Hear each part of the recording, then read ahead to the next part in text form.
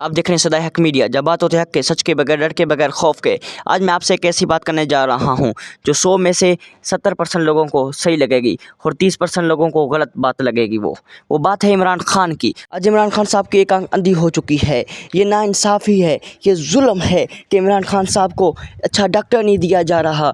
इमरान खान साहब को जेल के अंदर मारने की कोशिश की जा रही है ताकि खान इस दुनिया में ना रहे और ये मुल्क पाकिस्तान कभी तरक्की ना कर सके। अगर इमरान खान साहब को कुछ हो गया तो याद रखें, ये मुल्क पाकिस्तान कभी तरक्की नहीं कर सकेगा। इमरान खान वो शख्स है जो अपने मुल्क के खातिर आज जेल में है। किसके लिए? इस आवाम के लिए, इस पाकिस्तान के लिए, इस पाकिस्तान के मुस्तकबिल के लिए। अगर हम इमरान खान साहब को आज़ाद ना करवा पाए तो इमरान खान साहब को बहुत सारे लोग जो चाहते हैं इमरान खान ज़िंदा ना रहे, वो जेल में मार देंगे। हमें चाहिए कि हमें अपने इमरान खान साहब को रिहा करना चाहिए। इंशाल्लाह इमरान खान साहब एक दिन ज़रूर रिहा होगा और ये मुल्क तरक्की करेगा।